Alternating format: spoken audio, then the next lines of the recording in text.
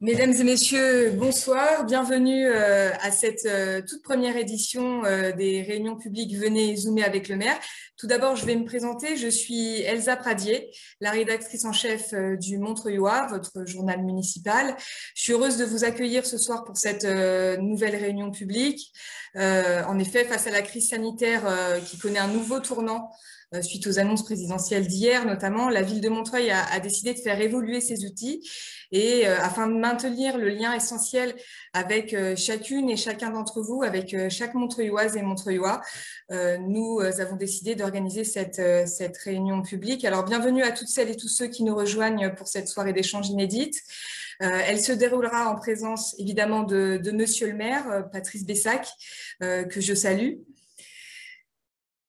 Il sera accompagné ce soir de Monsieur Gaylor Le Shaker, le premier adjoint au maire délégué à la ville résiliente, à l'urbanisme, aux espaces publics, aux grands travaux de transport et à la protection des murs à pêche. Je salue Monsieur Gaylor Le Shaker aussi. Mais donc avant de commencer nos débats, je vais céder la parole à Monsieur le maire qui souhaite vous donner son sentiment sur la situation actuelle. Monsieur le maire, vous avez la parole. Bien, bonjour à toutes et à tous. Tout d'abord, je suis très heureux d'être avec vous ce soir pour prendre le temps d'un échange, d'un dialogue. Cela fait si longtemps que nous n'avons pas pu nous retrouver ensemble. Nous sommes confrontés, vous le savez, depuis maintenant 1 an à une crise sanitaire qui a brutalement arrêté la marche de notre monde, une crise qui a bouleversé nos vies, mis fin à nos activités sociales, une partie de nos activités économiques et culturelles, frappé un certain nombre d'entre nous, de nos familles. Une crise qui n'en finit pas, qui nous enferme, qui plonge un certain nombre de nos concitoyennes et de nos concitoyens dans le désespoir. Je pense aux étudiantes et aux étudiants, à celles et ceux qui ont perdu leurs emplois, en grande majorité des jeunes. Je pense à celles et ceux qui sont touchés par la maladie, et aux enfants, aux adolescents, aux jeunes qui ressentent aujourd'hui l'enfermement et la déstabilisation régulière de leurs conditions de vie, de leurs conditions d'études, de leurs conditions de rapport avec le monde des adultes comme de conduite de leur vie. Nous tâchons d'être présents, d'être à vos côtés, d'être à leur côté et de naviguer dans cette tempête. Dans les jours qui ont suivi l'annonce du premier confinement, la municipalité s'est mobilisée dans un élan de solidarité pour faire face aux difficultés. Des efforts se sont déployés pour fabriquer des masques. La ville en a fait livrer des dizaines de milliers aux Montreuilloises et aux Montreuillois, et particulièrement à nos enfants dans les écoles. Pour organiser aussi l'aide alimentaire chaque semaine, pour créer une aide financière exceptionnelle pour les familles les plus en difficulté, pour faire vivre la culture en mettant en place notamment musique au balcon, pour venir en aide aussi aux travailleurs migrants, pour monter un réseau de volontaires et prêter main forte aux associations de solidarité, pour appeler les personnes âgées isolées et toutes les personnes en difficulté. Cet élan qui est là à Montreuil depuis le début avec la vie associative, avec la municipalité, avec ses agents, n'a jamais cessé. Je veux dire que les agents de la ville de Montreuil sont sur le pont. Ils travaillent sans se ménager pour assurer la continuité du service public et maintenir ouverts les lieux indispensables à la vie de notre communauté, les écoles, les crèches, les centres de loisirs, les services de santé, le centre de vaccination, j'y reviendrai. Je veux dire à toutes et tous, et aux agents du service public de Montreuil, au personnel hospitalier du CHI André Grégoire, à tous les volontaires qui se sont engagés à nos côtés, aux côtés des associations, à nos pompiers, aux policiers, à toutes celles et ceux qui nous permettent de vivre et de se battre dans cette crise, je veux dire merci. Merci pour leur engagement, merci de votre présence pour le bien de notre communauté locale. Chaque jour, ces cœurs généreux sont venus tisser le lien de la fraternité. Je sais qu'il nous tarde maintenant de pouvoir nous rencontrer, nous parler, d'être ensemble, de redécouvrir la joie du cinéma, des salles de spectacle, des plaisirs simples, en un mot, de vivre. Mais aujourd'hui, la prudence doit encore régler nos pas, nos gestes, nos actes. La situation sanitaire nous oblige à respecter rigoureusement les gestes barrières et à prendre les dispositions pour nous protéger toutes et tous. Vous le savez, depuis plusieurs semaines, le virus sévit plus sévèrement, notamment du fait de la diffusion de variants plus contagieux, plus dangereux. 40 000 cas positifs au Covid-19 sont découverts chaque jour en moyenne depuis le début de la semaine. C'est 25% de plus par rapport à la semaine dernière. Et cette dégradation se retrouve dans nos hôpitaux. 96% des lits de réanimation sont occupés par des patients Covid en France aujourd'hui. Il y a quelques jours, je suis allé voir le service de réanimation de l'hôpital André Grégoire et à la fois le chef des urgences et le chef du service de réa nous a dit « Nous sommes à bout, monsieur le maire, nous ne pourrons pas soigner tout le monde si cela continue, nous sommes saturés, nous sommes au bord du gouffre, il y a besoin d'agir. » Dans toute la Seine-Saint-Denis, la situation est grave. Vous le savez, le taux d'incidence dans notre département est de 781 pour 100 000 habitants, quand il est de 380 en France.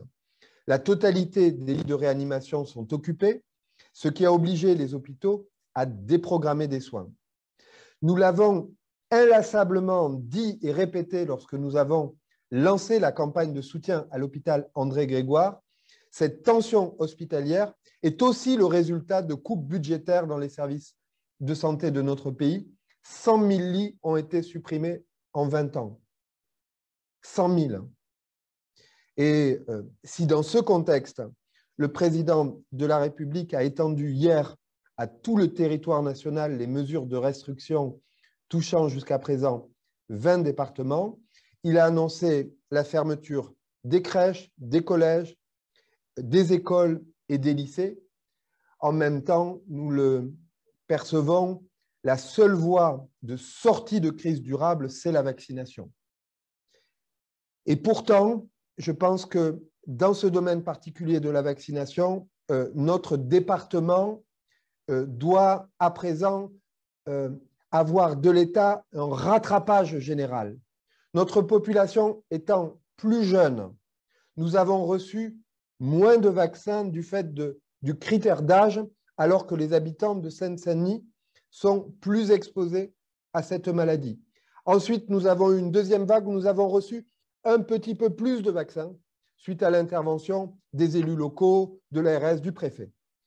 Mais je pense qu'il faut voir en face le fait qu'il y a besoin maintenant de prendre spécifiquement en compte la situation de la Seine-Saint-Denis, des premiers de corvée, de tous les gens qui vivent dans des logements exigus, qui exercent des métiers non télétravaillables et qui en conséquence sont plus contaminés que le reste de la population. Et donc, il faut une opération vaccin, une opération hors sec dans laquelle on favorise la Seine-Saint-Denis au vu du taux d'incidence. Je veux vous dire que la prise de rendez-vous qui passe par la plateforme Doctolib a marqué ses limites, car nos populations sont moins habiles, une partie de nos populations sont moins habiles avec l'outil Doctolib, avec l'outil Internet.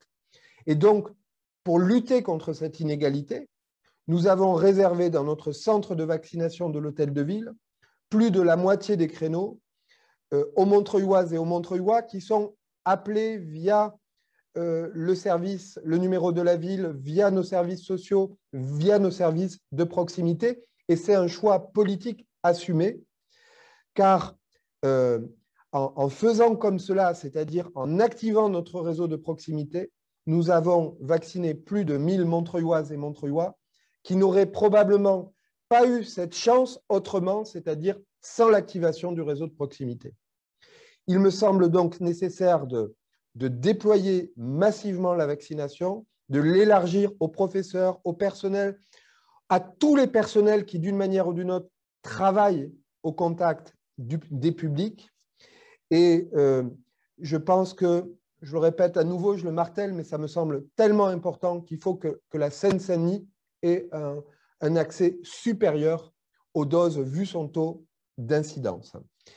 Je veux, avant d'en venir au sujet de notre réunion de ce soir, vous dire quelques mots sur cet été, et notamment pour les plus jeunes, car il me semble que les plus jeunes sont marqués par la crise, et ainsi la municipalité travaille à la réalisation d'un été fort pour la jeunesse, d'un été plein d'activités, plein de propositions, plein de projets culturels, plein de sorties, plein d'événements qui permettent aux jeunes Montreuilloises et aux jeunes Montreuillois, au moment où on l'espère, ça sera possible, de sortir, de vivre des expériences, de se retrouver dans une ambiance de convivialité, de culture et de rencontres. Pour la rentrée, je veux vous dire également que de nombreux projets culturels, de grands événements, de travail sur l'alimentation, sur les mobilités, de concertation sur nos grands projets municipaux sont prévus, évidemment, si la situation sanitaire nous le permet. Je veux enfin dire que j'ai été extrêmement touché par le formidable élan de solidarité, l'envie de bien faire, d'aider, de soutenir, qui a été au cœur des différents confinements et de la crise que nous vivons. Et c'est à mon sens l'identité de notre ville. Loin des divisions que connaît parfois notre pays, nous savons faire vivre la solidarité dans les temps de crise et de troubles. Et à mon avis, c'est l'honneur de Montreuil que de se comporter comme cela. Avant d'aborder les grands projets d'aménagement, je veux dire un dernier mot du budget que nous avons adopté lors du conseil municipal de hier soir. Ce budget contenait un ensemble de mesures fortes pour notre ville. Je ne vais pas les détailler. Je pense qu'une partie feront l'objet d'un reportage dans le prochain numéro de notre journal municipal, Le Montreuillois. Je vais en citer quelques-unes. D'abord, pour améliorer les conditions d'éducation de nos enfants, nous allons effectuer de nouveaux recrutements d'ATSEM en ciblant les écoles REP et REP+, pour les moyennes sections de maternelle, dès la rentrée prochaine, pour disposer au total d'une ATSEM pour toutes les moyennes sections de la ville d'ici la fin du mandat. La deuxième chose, c'est que nous allons investir près de 6 millions d'euros pour la rénovation de nos bâtiments municipaux, y compris pour la rénovation thermique, pour améliorer leur isolation, celle de nos gymnases, de nos écoles, de nos établissements qui accueillent du public. Nous y reviendrons, mais nous lançons les travaux de réaménagement de l'école Louis et Madeleine Audru pour 2 millions d'euros, qui sera à nouveau agrandie, la cour de l'école ayant été pensée pour permettre des activités non genrées et sensibiliser les élèves à l'égalité entre filles et garçons dans le partage du jeu. Et enfin, il nous semble que l'alimentation doit être au cœur de nos priorités et ainsi nous lancerons cette année les études pour la réalisation de la restauration publique dans les cantines afin de développer l'offre alimentaire sur notre territoire avec des tarifs bas, des produits de qualité et en circuit court. D'autres grands projets sont évidemment dans notre budget. Nous aurons l'occasion, peut-être dans une autre réunion, de vous en parler. Voilà les quelques mots d'introduction que je voulais vous partager avant d'entrer dans le sujet des grands aménagements.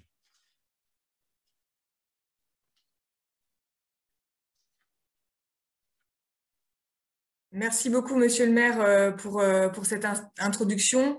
Je vous propose à présent d'entrer dans le vif du sujet. Vous êtes nombreuses et nombreux à être connectés ce soir.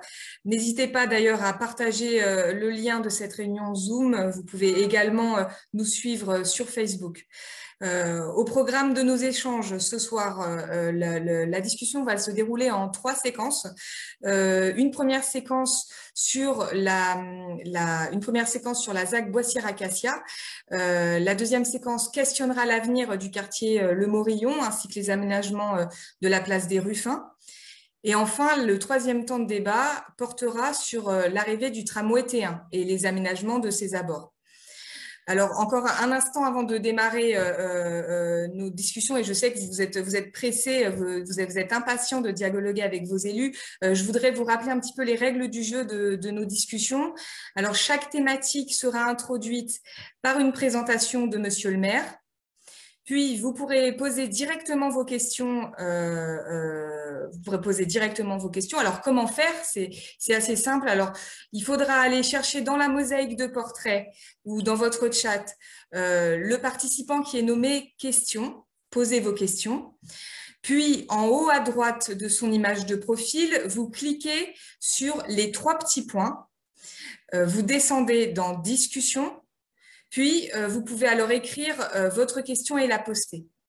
Vous pourrez ensuite prendre directement la parole afin de poser votre question aux élus. Après, en tant que gardienne du temps, j'aurai le rôle difficile de devoir vous copier si jamais votre intervention était un petit peu trop longue. Alors, veuillez m'en excuser par avance. Voilà pour ces aspects pratiques et techniques. Je ne manquerai pas de vous les rappeler durant toute cette soirée, ne vous inquiétez pas. Et donc, dès à présent, pour débuter notre discussion, je cède la parole à Monsieur le maire qui va nous proposer une introduction générale sur les projets d'aménagement de la commune. Monsieur le maire, vous avez la parole.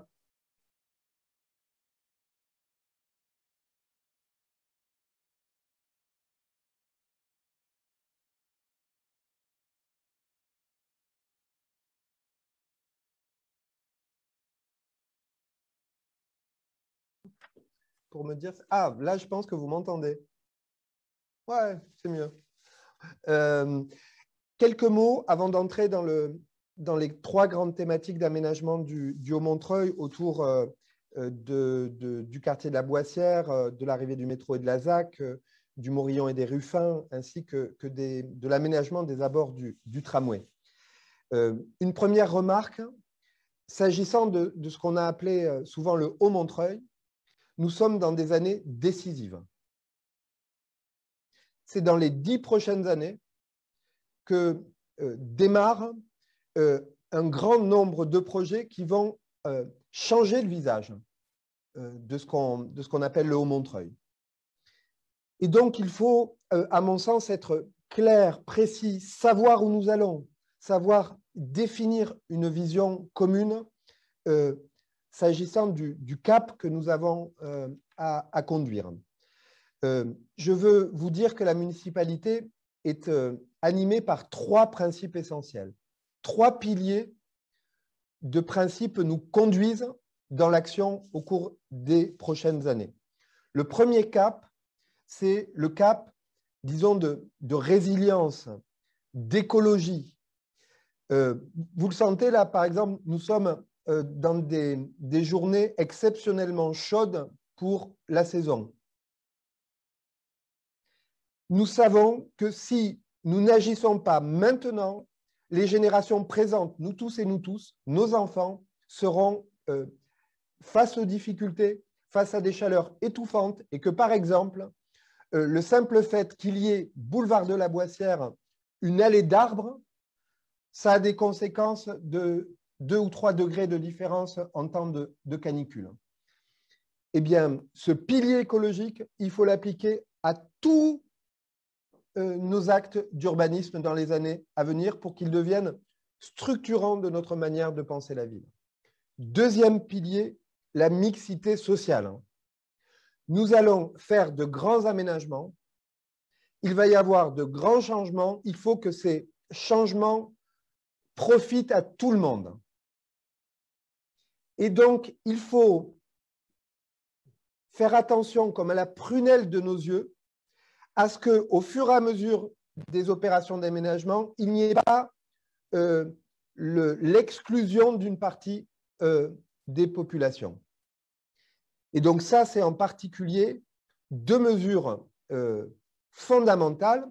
Un, le maintien d'un palier de logements sociaux à 36% à l'échelle de la ville et de nos quartiers, de manière à permettre que les populations populaires puissent continuer à vivre à Montreuil, et l'expérimentation à travers de nouveaux programmes de ce que l'on appelle le bail réel solidaire, c'est-à-dire des dispositions anti-spéculatives extrêmement rigoureuses dans les nouvelles constructions.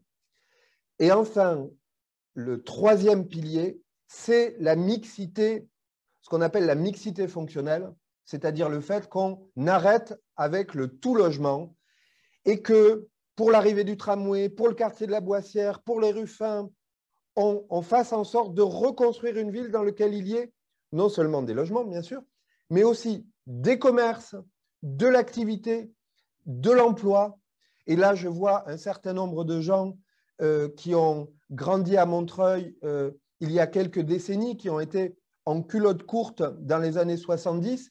Ils savent qu'il y avait dans le Haut-Montreuil, dans les années 70, des petits ateliers, des artisans, des commerçants, bref, une vie de quartier plus forte. Eh bien, je crois qu'avec l'arrivée de la ligne 11 et du tramway, il faut viser le fait de retrouver des vies de quartier dans lesquelles il y ait pas simplement des logements, mais aussi de l'activité économique, mais aussi des commerces de qualité, mais aussi de la vie à toute heure.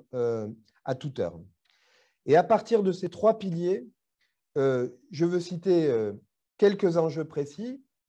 L'enjeu de végétalisation dans tous nos programmes, je l'ai indiqué. Renforcer, deuxième enjeu, les îlots de fraîcheur et la biodiversité dans son ensemble. Troisièmement, avec l'arrivée du tramway, veiller à ne pas construire une nouvelle séparation entre les différents quartiers, mais au contraire, à construire des aménagements qui permettent de recoudre nos quartiers. Veiller à créer de nouvelles polarités commerciales, renforcer l'offre d'équipements dans le Haut-Montreuil, et je pense en particulier aux équipements culturels, à la nécessité de faire arriver dans le Haut-Montreuil une médiathèque, de renforcer l'offre publique et associative en matière culturelle, la dynamique d'emploi, j'en ai parlé, préserver aussi le caractère composite du paysage montreuillois, veiller à ce que les promoteurs ne s'attaquent pas à une partie de nos pavillons, à une partie de ce qui se fait, la spécificité bigarrée du paysage montreuillois, la mixité sociale, je l'ai indiqué, et le respect d'un certain nombre d'éléments de notre patrimoine commun, et je pense en particulier au mur à pêche et à la décision que nous avons prise de classer les 28 hectares de mur à pêche.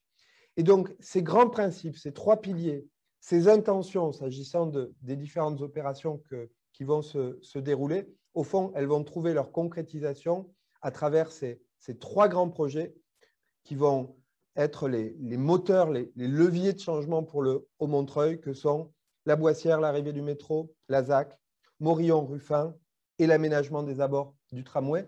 Et c'est cela aujourd'hui que nous souhaitons vous présenter.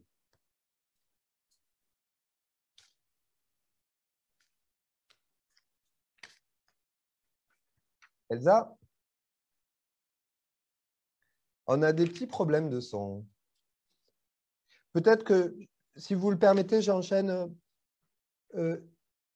immédiatement sur la première thématique avec… Ok, excusez-moi, monsieur le maire, je vous remercie beaucoup.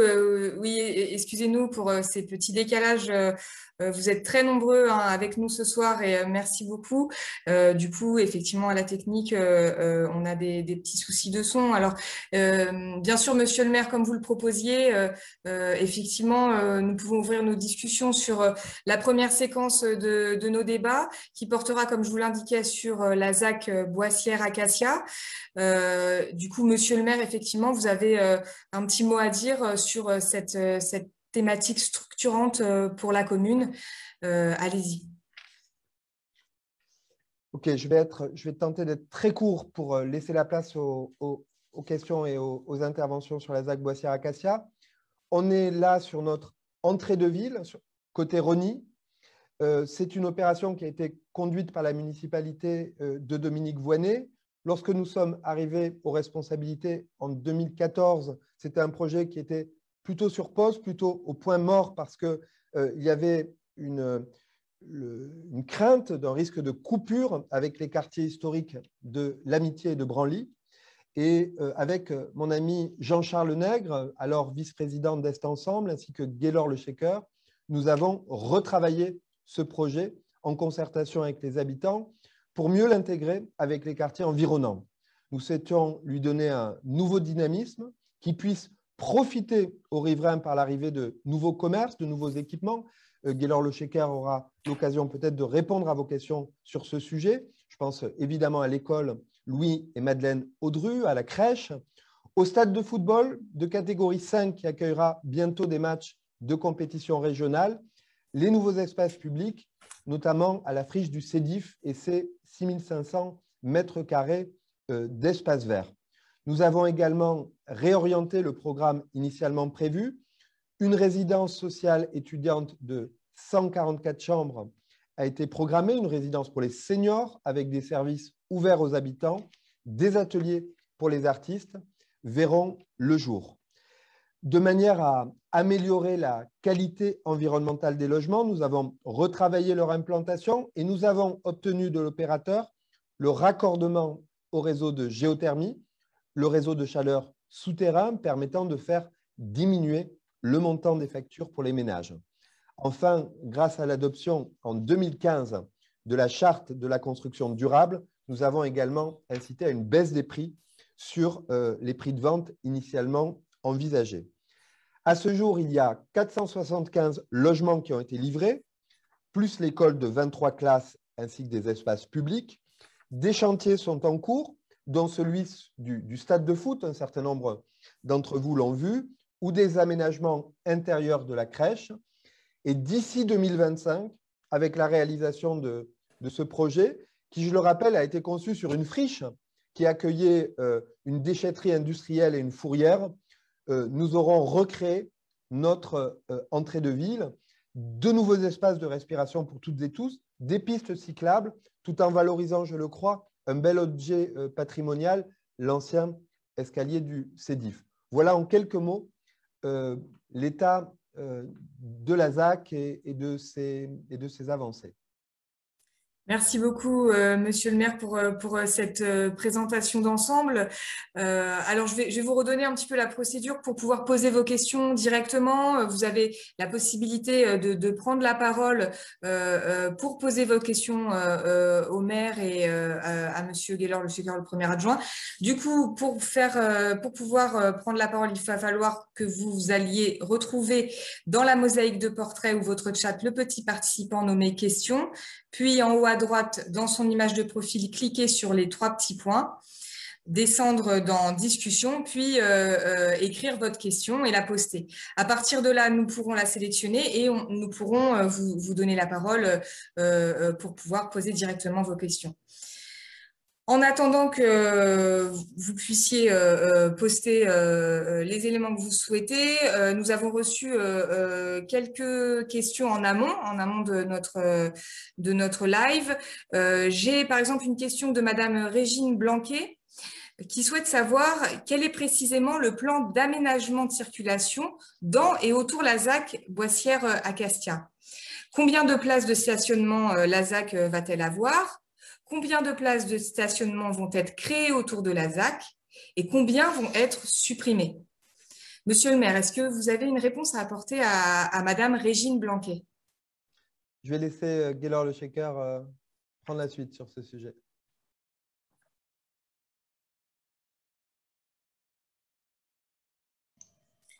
Bonsoir à toutes et à tous. Pardon, est-ce que vous m'entendez? Je pense que c'est bon. Bonsoir à toutes et à tous. Bonsoir, Monsieur le maire. Bonsoir, Elsa.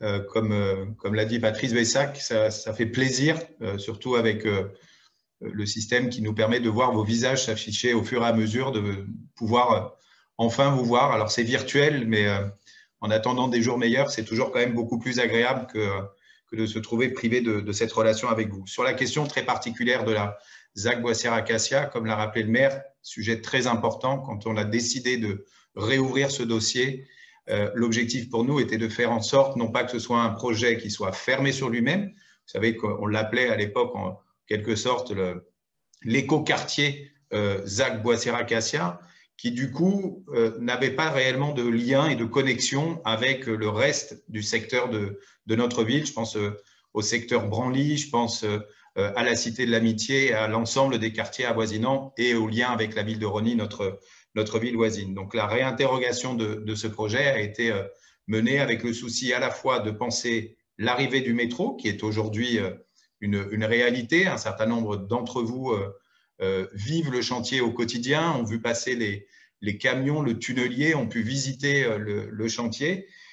Et donc, penser la ZAC Boissière-Acacia, c'était évidemment de se dire que l'arrivée des infrastructures de transport lourd nous offre la possibilité de développer notamment une offre économique, une offre commerciale, une offre d'artisanat, de pouvoir répondre aux attentes aussi des artistes de Montreuil qui ne retrouvent pas de lieu pour pouvoir se réimplanter là où les logiques de spéculation immobilière ont éloigné un certain nombre de ces acteurs.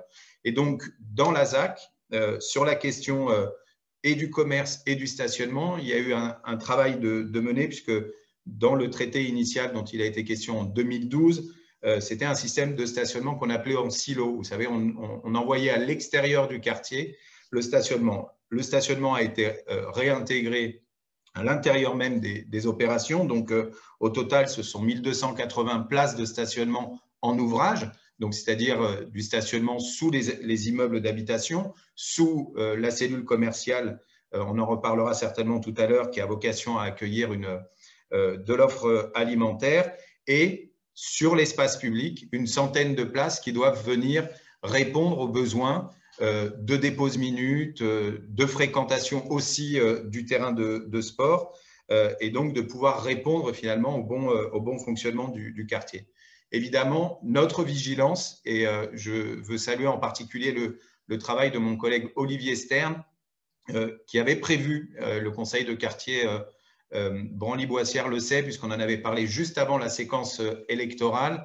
Il était prévu tout de suite, passer la séquence électorale, de venir vous rencontrer pour vous présenter à la fois le plan de circulation sur l'ensemble du quartier, les questions de stationnement, en faisant face aux difficultés que nous rencontrons parfois au quotidien. Contexte Covid nous a privé de la possibilité de cette réunion. Elle était prévue puisque vous aviez une rencontre avec les élus de quartier, avec Olivier Stern, avec moi-même dans les prochains jours. Et là aussi, compte tenu des restrictions qui ont été confirmées hier par le président de la République, cette initiative qui était imaginée dans l'espace public sera reportée. Néanmoins, le principe de la réunion publique, d'information, de dialogue avec vous sur le stationnement et la mobilité aura lieu dans un délai que nous souhaitons le plus bref possible. Voilà quelques mots. Je ne veux pas évacuer un sujet dont nous avons conscience, dont Olivier Stern s'est saisi avec force, avec l'ensemble des équipes. C'est la question des problématiques actuelles sur le stationnement, liées au fait notamment que le parking souterrain qui se trouve sous le bâtiment de l'OPHM, vous savez, ce bâtiment qui est juste à côté du futur stade de foot, connaît des problèmes d'ordre technique, des désordres liés à des problèmes de conception, donc avec des inondations régulières du parking. Donc, en attendant de régler ce problème-là, il a été décidé de travailler à l'ouverture d'un parking provisoire à proximité pour répondre aux besoins quotidiens et éviter l'engorgement que l'on connaît et qui, excusez-moi du terme, on le sait, pourrit un peu la vie quotidienne, notamment pour l'accès des véhicules de propreté ou tout simplement pour l'accès des véhicules de secours. Donc, ces mesures sont en train d'être traitées. Voilà, Elsa, quelques premières réponses pour vous permettre éventuellement. Merci beaucoup, Monsieur le Shaker, pour ces éléments de réponse. Alors, nous sommes très nombreux ce soir à être réunis sur la plateforme Zoom. Près de 200 personnes sont rassemblées pour cette réunion publique. Plusieurs d'entre vous lèvent la main. Je vous invite vraiment à rejoindre la mosaïque et le participant nommé questions pour pouvoir poser vos questions et pour pouvoir après prendre la parole et dialoguer avec les élus. Du coup, j'ai une intervenante, madame ou monsieur, Limnik. Alors, je ne sais pas si elle va pouvoir prendre la parole en direct pour pouvoir poser sa question aux élus. Alors, on indique que non, on n'arrive pas à retrouver cette participante. Du coup, je vais me faire son porte-parole. Alors, Limnik nous demande qu'en est-il de l'arrivée des commerces dans ce quartier? Question cruciale hein, pour les habitants et les nouveaux habitants de ce quartier. Monsieur le maire, est-ce que vous avez une réponse à apporter?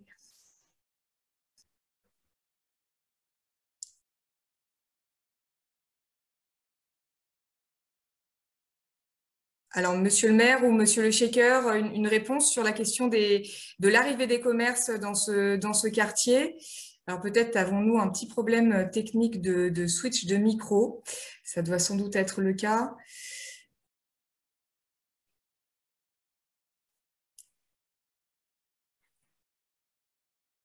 Donc, l'arrivée des commerces, hein, une question vraiment centrale pour les Montreuillois. Alors, monsieur le maire, vous avez la parole. Oui, pareil, Gaylor Le Shaker donnera les précisions, mais il y a eu à un moment donné une difficulté sur la commercialisation des commerces de la ZAC Boissière-Acacia, puisque l'engagement de la municipalité était qu'il y ait excusez-moi, il y a des images qui bougent à côté qui sont un peu déstabilisantes. L'engagement de la municipalité était qu'il y ait une grande enseigne qui permette d'apporter une offre de proximité de qualité en matière alimentaire. Or, à un moment donné, il y a eu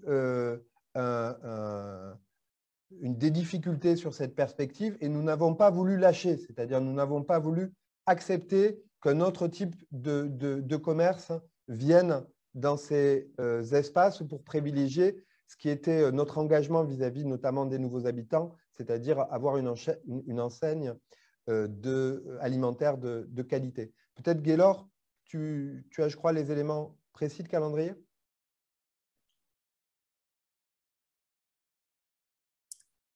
Monsieur Lechecker, pour quelques éléments de calendrier, allez-y. Oui, tout à fait. En complément, effectivement, donc, dans le cadre de la conception du projet global sur l'intégralité de la ZAC, on prévoit l'arrivée de l'équivalent de 9300 mètres carrés d'activité et de commerce, répartis à la fois sur du commerce, on va dire, de première nécessité, de commerce, y compris il y a le transfert de la pharmacie qui est aujourd'hui du côté de Rosny-sous-Bois, qui doit venir sur le boulevard de la Boissière. Là aussi, il a fallu se battre auprès de l'Agence régionale de santé, puisque vous savez que les pharmacies sont en quelque sorte contingentées. Donc, à partir du moment où vous avez un certain nombre de pharmacies dans un certain nombre de mètres carrés, s'il y en a une de plus, vous n'avez pas les autorisations, ce qui est complètement ubuesque, puisque là, il suffisait de transférer celle côté Rosny, côté Montreuil.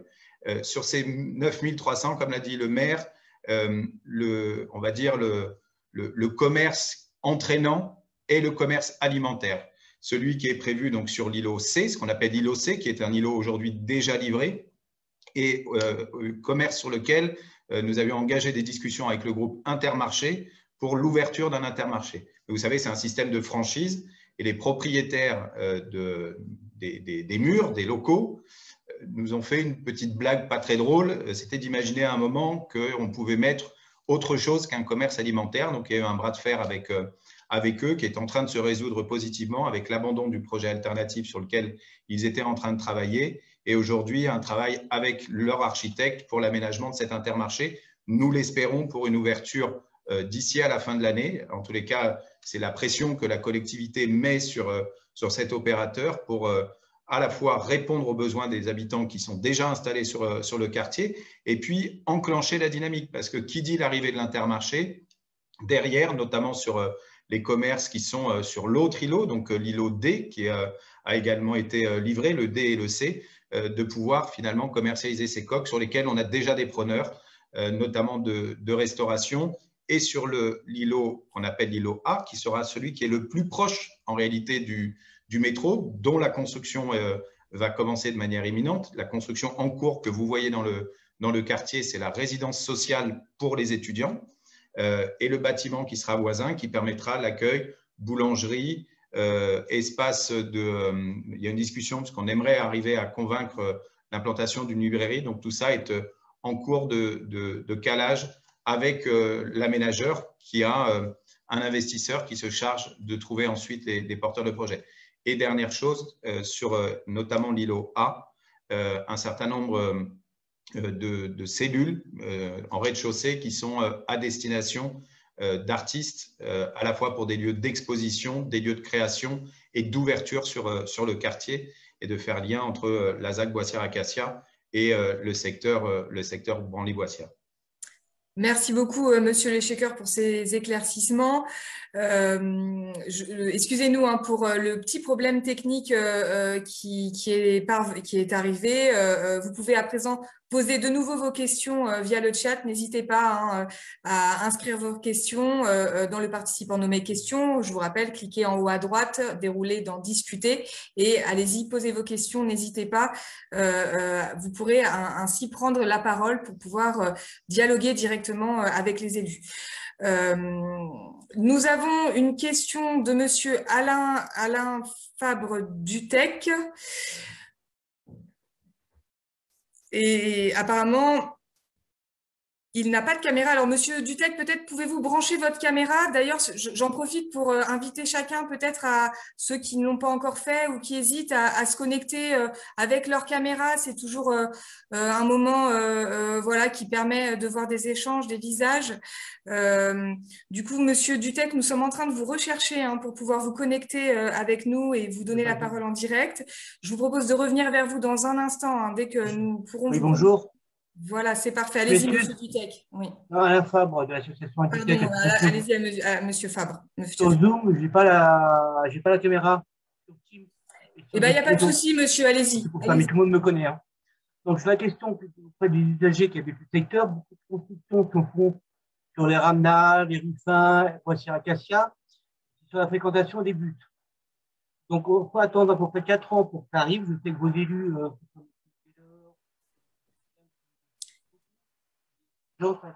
Monsieur Fabre, nous avons du mal à vous entendre. Est-ce que vous pourriez reformuler votre question, s'il vous plaît?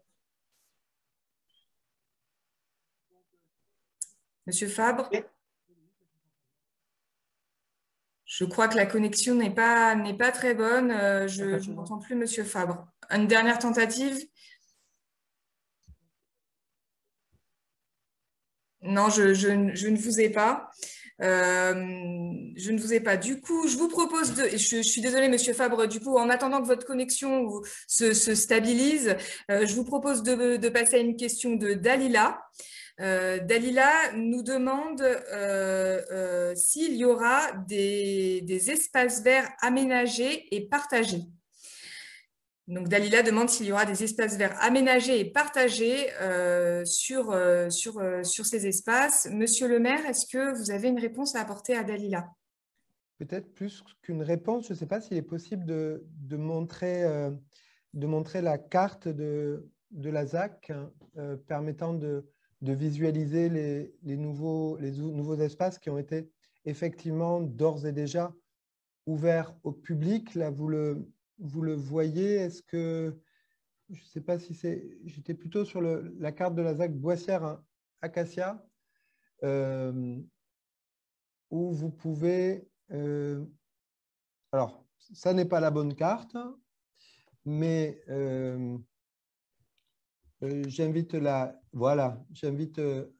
participante peut-être d'ores et déjà d'ailleurs à se rendre sur place, où elle verra qu'une série de grands espaces ont été ouverts il y a maintenant quelques années.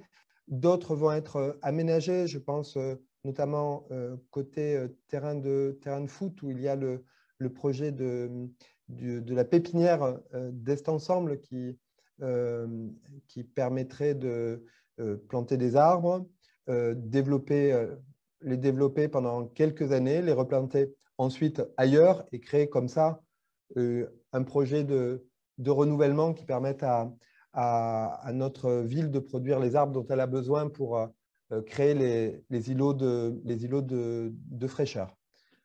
Voilà en quelques mots.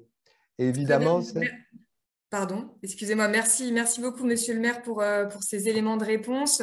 Je vous le redis, hein, vous êtes vraiment très nombreux à vous connecter ce soir.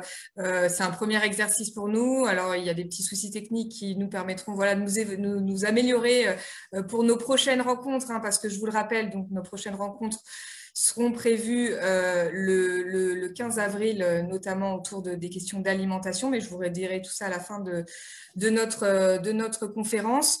Je vous propose dès à présent de passer à notre deuxième thématique de notre soirée, qui porte cette fois-ci sur les aménagements au sein du quartier Le Morillon, ainsi que l'évolution de la place des Ruffins. Donc, évolution dans le quartier Le Morillon et futur, et en tout cas aménagement de la place des Ruffins, qui a déjà beaucoup changé et qui continue à évoluer. Dans ce cadre-là, je vous le redis, hein, n'hésitez pas à poser vos questions. Je sais, c'est un peu rébarbatif, je vous le répète, mais vraiment, vraiment, prenez à la parole, saisissez-vous de ce moment, allez dans la mosaïque de portraits ou votre chat, trouvez le participant nommé « Question ». Puis, en haut à droite de son image de profil, cliquez sur les 3 petits points, descendez dans « Discussion » et postez votre question. Vous pourrez alors avoir l'occasion de prendre la parole en public et échanger directement avec les élus. Sans plus attendre, je vais redonner la parole à Monsieur le maire pour une présentation de cette seconde thématique, donc autour du quartier Le Morillon et de la place des Ruffins. Monsieur le maire, vous avez la parole. Quelques mots donc sur la rénovation du quartier Le Morillon, qui est un projet attendu depuis de très nombreuses années. Je veux vous dire que la ville, avec Est Ensemble, a mené un travail de concertation avec les habitantes et les habitants depuis 2017 afin d'obtenir de l'ANRU, l'Agence nationale du renouvellement urbain, des financements permettant de rénover ce quartier de Montreuil.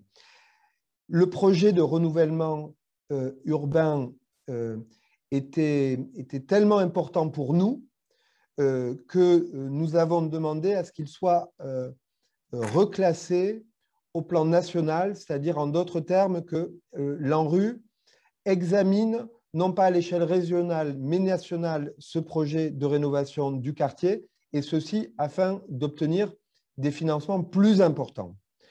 Pour l'heure, nous avons obtenu de passer par les instances nationales de l'ANRU.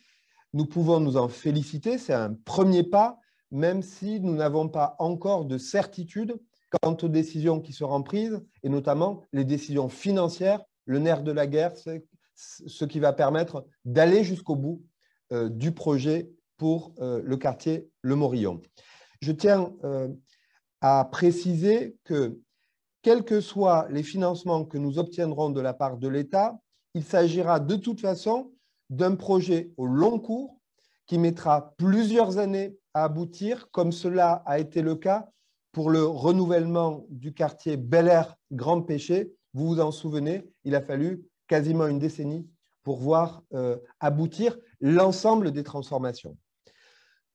S'agissant de ce projet, dans les grandes lignes, tout d'abord, c'est un projet qui porte une vaste opération de réhabilitation du patrimoine de l'OPHM avec 1234 logements sociaux qui sont ciblés en réhabilitation. C'est particulièrement la réhabilitation thermique des bâtiments qui favorisera les économies d'énergie, celle des logements, améliorera la sécurité et le confort des locataires. C'est également les pieds d'immeubles, c'est également de nouvelles opérations de logement permettant de l'accession sociale à la propriété pour diversifier l'offre de logement dans le quartier qui compte, pour mémoire, 90% de logements sociaux.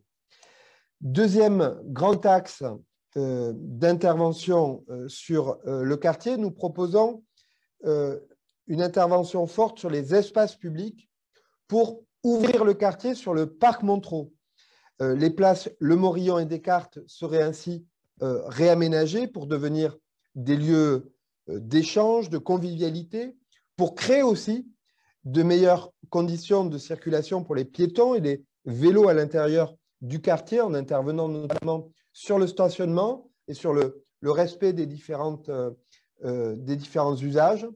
Et enfin, c'est aussi l'objectif de créer des ouvertures du quartier sur le cours du tramway pour permettre aux habitants d'accéder plus facilement aux stations et de bénéficier aussi du dynamisme généré par l'arrivée du tramway. On voit bien sur la carte le traitement vertical et horizontal des deux grands types d'ouvertures que nous voulons créer dans le quartier. C'est aussi le travail sur les équipements qui sont nombreux dans le quartier, mais qui sont vieillissants et parfois mal adaptés aux besoins des habitants. Nous avons, vous le savez, rénové notamment le terrain de sport, le terrain de foot en bas du parc Montreux. Nous souhaitons rénover les écoles et les centres de loisirs du quartier, réhabiliter aussi les gymnases Daniel Renoux et Romain Roland, construire un nouveau gymnase et un dojo sur le site Paul Lafargue, enfin édifier un nouvel équipement sur la place Descartes qui regrouperait un équipement dédié aux jeunes, une salle de boxe et un nouvel espace de convivialité. En d'autres termes, procéder à un travail en profondeur sur tous les équipements publics du quartier pour leur redonner de la cohérence, leur redonner aussi de la beauté et peut-être les ouvrir à d'autres types de pratiques. Enfin, je veux aussi vous dire que nous voulons porter une attention particulière sur le développement des commerces, évidemment sur la place Le Morillon et sur la place de la Paix, car améliorer le cadre de vie passe aussi par le développement d'une offre commerciale de qualité et de proximité. Et nous pensons que l'arrivée du tramway, les évolutions que nous proposons pour le quartier permettraient d'attirer de nouveaux commerces. Je veux dire que sur ce dossier, nous aurons l'occasion de revenir vers vous, habitantes et habitants du quartier, afin de faire au quartier un retour sur les propositions de l'Agence nationale du renouvellement urbain, leurs décisions en matière financière et les conséquences de ces décisions sur la concrétisation du projet. Merci, Monsieur le maire, pour cette introduction. Alors, on m'indique qu'on n'a pas de questions encore sur cette thématique. Nous sommes presque 200 à être connectés. Donc, vraiment, je vous invite à poser vos questions en direct. Vous avez la possibilité d'échanger maintenant. Je sais que parfois, c'est pas évident, mais là, vous pouvez simplement poser votre question. Je pourrais la lire à votre place si vous ne souhaitez pas prendre la parole directement. Mais en tout cas, saisissez-vous de ce moment si vous avez envie de dialoguer ou voilà, questionner les élus qui sont présents, en particulier Monsieur le maire et Monsieur Gaylor Le Chiqueur, le premier adjoint de la ville de Montreuil. Du coup, ce que je vais vous proposer, c'est de vous lire quelques questions qu'on avait reçues en amont de notre réunion. Alors, on avait une question de Monsieur Philippe Jeb qui demandait « Allez-vous faire respecter le stationnement aux alentours de la place lors des jours de marché ?» En effet, certains commerçants se garent sur les plates-bandes engazonnées et les abîment. Alors, je pense que ce monsieur parle de la place des Ruffins, donc effectivement, un questionnement sur le stationnement aux alentours de la place des Ruffins lors des jours de marché. Et on a aussi une question de monsieur Yassine Adjaz concernant le peu de places disponibles de stationnement dans le quartier. Donc, deux sujets, deux questions sur comment garer sa voiture finalement quand on habite sur ce quartier. Monsieur le maire, est-ce que vous avez une réponse à apporter à ces sujets? Bon, d'abord, je dois vous dire que la place des Ruffins et les changements qui ont été opérés sur la place des Ruffins, c'est pour moi, ça fait partie des grands plaisirs à chaque fois que j'y vais, et notamment lorsque je vois l'ouverture qui a été créée vers le parc, lorsque je vois aussi des commerçants et des habitantes et des habitants du quartier heureux de retrouver leur place de marché, une place du marché plus belle, rénovée, et qui du coup a attiré aussi un certain nombre de commerçants nouveaux, notamment plus de commerçants alimentaires. Et j'ai été heureux aussi de voir la manière dont on a mis en valeur du coup le bassin qui est à l'entrée du du parc Montereau. Et j'espère que assez rapidement, avec le projet d'arrivée du tramway, nous serons aussi dans la possibilité de vous proposer un nouvel équipement culturel, un nouvel équipement mixte pour ce quartier Ruffin-Morillon. Sur la question des stationnements, par parenthèse, sur tout le Haut-Montreuil, on a une difficulté majeure de stationnement. Le diagnostic, il est extrêmement clair. Nous avons besoin de moyens de transport lourds plus importants. C'est la ligne 11, c'est le tramway, c'est aussi le combat nécessaire autour de la ligne 9 pour créer la tangentielle qui permette de relier l'ensemble des modes de transport lourds. C'est aussi évidemment la question qui a été posée tout à l'heure par Alain Fabre sur les bus, leur fréquentation et le besoin de se mobiliser, notamment en direction du STIF pour augmenter les services de bus de la RATP. Sur la question des stationnements, cela nous pose à tous des problèmes et sur la place du marché et sur le passage notamment des camions de ramassage des poubelles qui du coup fréquemment sont bloqués, notamment le matin lors des tournées, et ça provoque des désagréments majeurs dans un certain nombre de quartiers. S'agissant des Ruffins, on est loin d'avoir solutionné le problème, mais il y a eu ces derniers mois une série d'aménagements qui ont été faits pour pallier à ces difficultés. Et s'agissant de la place du marché, nous avons effectivement observé qu'il y avait notamment des commerçants qui se garaient sur les plates-bandes un peu n'importe comment et qui du coup conduisaient à commencer à dégrader certains espaces. Et donc, et en termes, je dirais, de solutions physiques et en termes de respect de la règle, nous avons décidé d'agir sur le sujet. Gaylor, peut-être sur le stationnement, notamment dans le… Oui, sur stationnement et puis plus généralement sur ces questions, y compris de mobilité, de reconnexion du quartier Le Morillon, de la place des Ruffins. Sur la carte qui vous a été présentée tout à l'heure pendant l'intervention du maire, vous l'avez compris, c'est-à-dire qu'au tout départ, la réflexion a porté uniquement autour de la place Le Morillon, en se disant comment on travaille sur l'amélioration de la situation autour de la place Le Morillon, avec un sujet essentiel, celui notamment de la réhabilitation du patrimoine.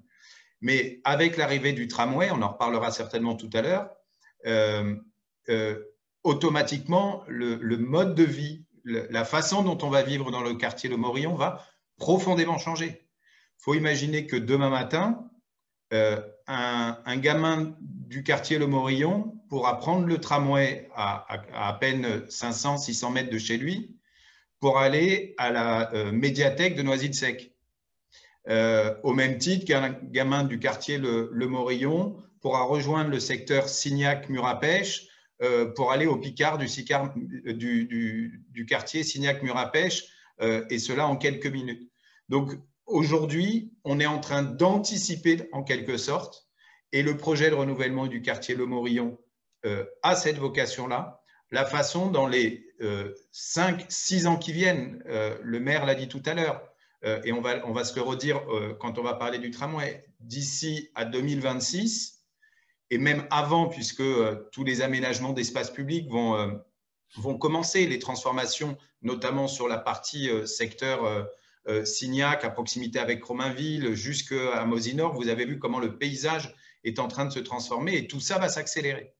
Autour de la place des Ruffins, là où on a aujourd'hui ce problème de stationnement qui a été aussi lié au phénomène de déplacement du marché. Vous savez, quand on a dû déplacer le marché pour le relocaliser sur le parking de l'IUT, faire les travaux en même temps sur la place des Ruffins, on s'est retrouvé avec un phénomène de véhicules, et notamment de véhicules de commerçants du marché, qui mettaient leurs véhicules frigorifiques sur cet îlot central. Donc, de premières mesures ont été prises, qui ne sont pas très esthétiques dans un premier temps, on vous l'accorde, avec l'installation des GBA pour empêcher ces véhicules de stationner. en complément du travail de verbalisation qui peut se faire. Mais ayez à l'esprit, et c'est difficile à se projeter, mais dans le travail qui va venir sur l'aménagement des abords du tramway, c'est que le lieu dont on est en train de parler, cet îlot central, c'est exactement l'endroit où va passer le tramway. Donc, le paysage autour de la place des Ruffins va être profondément chamboulé. Et c'est aussi pour ça que dans le mandat précédent, ça a été la volonté impulsée par le maire et l'équipe municipale, ça a été de se dire, les Ruffins, ça faisait 20 ans qu'on en parlait. On a dit, on arrête d'attendre et on passe aux travaux. Donc, c'est l'aménagement que vous avez aujourd'hui sur les yeux, c'est l'ouverture du parc. Il y avait quelque chose de complètement hors du temps, que les habitants de Théophile-Sueur, les habitants du secteur des Grands Pêchers étaient obligés de faire la grande boucle pour pouvoir avoir accès à leur parc. Aujourd'hui, cet accès se fait directement par la place des Ruffins. Et sur la question du stationnement, notamment dans le cadre du programme de renouvellement urbain, c'est de traiter la question, vous l'avez peut-être vu d'ailleurs dans le journal municipal qui est sorti aujourd'hui, par exemple sur le patrimoine de l'Office HLM autour de la place des Cartes. C'est déjà un travail impulsé par l'OPHM de remise à niveau des parkings sur la place des Cartes, où vous avez déjà un niveau de stationnement en ouvrage qui ouvre. Donc, c'est-à-dire c'est 50 places de stationnement directement mobilisables et avec un travail de réappropriation d'autres parkings aujourd'hui sous-utilisés pour désengorger l'espace public et éviter ce stationnement effectivement sur voirie qui sera là aussi, avec le réaménagement de l'avenue Pierre Brossolette, un des axes forts du projet sur le quartier Le Morillon. Merci beaucoup, Monsieur le Shaker. Du coup, j'ai une question de Angelina Maé, qui a levé la main et qui souhaiterait prendre la parole. Alors, est-ce que Maé pourrait se reconnecter avec nous et ouvrir sa caméra afin qu'elle puisse poser sa question aux élus? Allez-y, Maé. Alors, bonjour. Alors, je voulais juste vous prévenir que la discussion est désactivée, donc on ne peut pas poser de questions par le chat. En tout cas, pas moi. Et je voulais savoir, concernant les vélos, est-ce que vous comptez mettre un point Vélib sur la place du Morillon? Voilà, merci. Merci beaucoup, Maë. Effectivement, nous allons essayer de résoudre ce problème technique pour pouvoir fluidifier la discussion entre nous. Monsieur Bessac, est-ce que vous avez une réponse à apporter à Maë? Oui. Oui, on a un plan de déploiement du Vélib. Pardon, j'ai de l'écho, donc il faut que je me reconcentre pour arriver à parler. On a un plan de déploiement du système Vélib qui a commencé d'ailleurs au cours du mandat précédent, permettant progressivement d'augmenter le nombre de stations. Et c'est vrai que ça fait partie des stations avec notamment le changement de la place et l'arrivée du tramway qui nous a été beaucoup remonté. Donc la réponse est oui.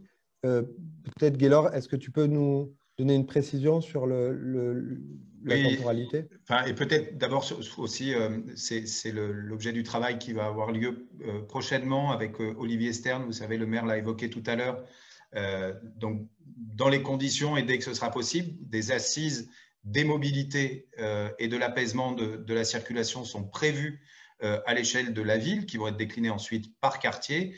Et sur le quartier Le Morillon, vous l'avez déjà peut-être probablement constaté, il y a déjà de premiers aménagements cyclables qui ont été réalisés, qui permettent déjà de traverser le quartier Le Morillon et de rejoindre la place des Ruffins, avec un objectif, c'est il y a Vélib, mais globalement, c'est de créer les conditions, de démultiplier la possibilité d'utiliser le vélo par des aménagements et qui seront prévus d'ailleurs dans le cadre des aménagements du tramway, puisque l'arrivée du tramway est accompagnée par un travail évidemment paysager, mais un travail de stationnement et de mobilité active de type évidemment vélo, donc en prenant en compte évidemment la topographie particulière. Quand on habite le Morillon, il est probablement plus facile d'aller vers Fontenay-sous-Bois que de remonter vers la place des Ruffins, mais en tous les cas, c'est effectivement l'objectif, comme l'a expliqué le maire, et Olivier Stern aura ce temps avec vous autour des assises de la mobilité et de la ville apaisée.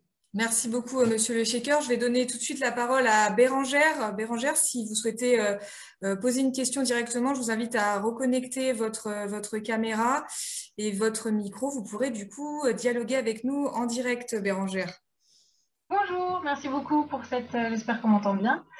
Moi, la question que je voulais poser, c'était par rapport à la déchetterie qui est dans le quartier et également le parking qui donc recevait le marché pendant les travaux de la place des Ruffins, qui est aujourd'hui une déchetterie bis, puisqu'il y a des dépôts sauvages en permanence, qui n'est pas du tout nettoyé, ou très rarement, et savoir à quelle date ce parking allait évoluer, changer et en quoi. Merci. Merci Bérangère. Alors, je vais, monsieur le maire, une réponse pour Bérangère? Oui, alors la déchetterie, il est absolument impératif qu'elle parte pour permettre les travaux du tramway. Nous avons, à la fin du mandat précédent, nous avons fait le choix de la localiser sur les terrains municipaux situés côté Parc des Beaumont, dans les espaces où les services techniques sont actuellement. Et il y a un projet avec Est Ensemble qui est actuellement en cours de conception pour réaliser et pour mixer ensemble la partie déchetterie qui était sur les services techniques et la partie déchetterie tout public, en se donnant comme objectif que ça soit une déchetterie moderne, propre, facile d'accès, avec une manière de circuler beaucoup plus fluide et je dirais professionnelle que la déchetterie actuelle. Donc ça, c'est un projet qui sera présenté au cours de l'année par Est Ensemble avec la ville de Montreuil et les travaux commenceront dans la foulée. Et donc, la déchetterie qui est actuellement la déchetterie provisoire sera fermée. S'agissant du parking, Gaylor, je te laisse poursuivre sur le calendrier des travaux. Alors, sur le devenir, alors il y a la situation que souligne Bérangère, donc elle est régulièrement remontée. Je sais qu'au niveau des équipes voirie, au niveau de notre collègue Luc Digalo, c'est un des sujets sur lequel on essaye de réintervenir régulièrement. Donc, on fera remonter la remarque de Bérangère sur la situation qu'elle décrit. Sur son devenir, là, on vous invite pour le coup à participer aux ateliers qui vont avoir lieu pendant les 12-14 mois qui viennent sur les aménagements des abords du tramway, puisque typiquement, l'arrivée du tramway qui va passer en plein milieu de la place des Ruffins, alors pas celle qui est faite, mais là où il y a l'îlot central dont on parlait tout à l'heure, fait que les terrains qui sont aux abords, dont celui de l'ex-parking, sont les terrains qu'on appelle les délaissés du tramway. Et donc, c'est les 12 mois d'études que l'on veut mener, et vous l'avez compris dans l'intervention du maire tout à l'heure, il n'y a pas de parti pris arrêté par la municipalité. Notre objectif, c'est de le travailler avec les habitants du quartier. Il y a déjà eu un premier arpentage, alors très restreint compte tenu du contexte, plus un premier atelier. Et donc, dans l'année qui vient, nous déterminerons, en sachant qu'il y a un sujet qui nous préoccupe autour de la place des Ruffins et qui est remonté au moment des phases de concertation précédentes, c'est la question de conforter l'offre notamment commerciale autour du marché des Ruffins. Donc, il y a le marché, le consolider, l'aménagement était aussi là pour ça. Il y a eu le travail avec notamment l'arrivée du marché paysan qui monte finalement dans le Haut-Montreuil, qui vient jusqu'à la place des Ruffins. Et vous avez l'ancienne, vous avez station-service au pied de la barre Théophile Sueur en face du parc Montreux. Et là où il y avait la station-service, il y a tous les pieds d'immeubles qui sont à l'OPHM. Et donc, il y a un dialogue avec l'OPHM pour essayer de voir comment nous pourrions renforcer l'offre commerciale et créer une polarité attractive autour de la place des Ruffins à proximité du tramway. Donc, pour Bérangère, ce parking, je dirais, c'est à nous ensemble de définir ce que nous allons vouloir en faire sur la durée. Merci beaucoup, monsieur le shaker, pour ces précisions. Alors, on est content parce que là, on a plusieurs mains qui se lèvent. On a trouvé une autre façon de dialoguer. Et on a Fanny avec nous qui lève la main depuis tout à l'heure. Allez-y, Fanny, vous pouvez poser votre question. Oui, bonsoir, je vous remercie de me donner la parole. J'ai malheureusement raté votre présentation, donc je vais peut-être poser des questions auxquelles vous avez déjà répondu. Je voulais savoir quand serait finalisée la deuxième phase de construction du tramway, c'est-à-dire quand est-ce que le tramway sera mis en œuvre dans la rue de la Côte du Nord, et également une question concernant on a beaucoup parlé tout à l'heure des commerces pour la ZAC Boissière-Acacia. Qu'en est-il pour les Ruffins, le Morillon Je vous remercie. Merci beaucoup Fanny pour cette question. Alors je vais redonner la parole à Monsieur Bessac, juste en vous invitant du coup peut-être à faire des réponses synthétiques, parce qu'effectivement on a du coup nos auditeurs qui ont commencé à vouloir prendre la parole, et c'est très très bien, on s'en félicite. Monsieur Bessac, pour Fanny, est-ce que vous avez une réponse à lui apporter? Est-ce qu'on ne pourrait pas prendre plusieurs questions sur les enjeux tramway et aménagement? Alors, ça serait compliqué, là, Monsieur Bessac, de faire comme ceci. Il y a depuis le début un débat sur les deux tranches de réalisation du tramway. C'est ce dont vous parlez, Fanny, c'est-à-dire le fait qu'à un moment donné, avec le président du département, nous avons fait le choix pour démarrer le projet d'accepter ce que proposait l'État et la région, c'est-à-dire un découpage en deux tranches des projets. Moi, j'assume ce choix que nous avons fait avec Stéphane Troussel, parce que ma grande peur, ma grande crainte au milieu du mandat précédent, ça a été de passer à côté du démarrage des travaux, et donc, avec les Jeux Olympiques, avec les incertitudes de financement, qu'encore une fois, nous soyons lésés dans les tours de table financiers. Donc, nous avons préféré, avec le président du département, commencer vraiment les travaux pour créer une situation qui ensuite, nous le pensons, obligera l'ensemble des partenaires à aller jusqu'au bout. Parce qu'il serait totalement absurde qu'on aille jusqu'à la place des Ruffins et que l'on s'arrête là sans se reconnecter à Val de Fontenay et sans offrir du coup aux habitants, notamment Ruffins, Morillon, mais aussi des autres quartiers desservis par le tramway, d'avoir cet accès direct au RER. Où en sommes-nous? À plusieurs reprises, le Premier ministre, les deux premiers ministres successifs, M. Philippe et le Premier ministre actuel, ont confirmé le caractère prioritaire du T1 et du fait qu'il ne devait pas y avoir d'interruption dans le financement qui est à cheval, vous savez, entre deux contrats de plan État-région. Et donc, si la régie avait la gentillesse de remettre du coup les calendriers.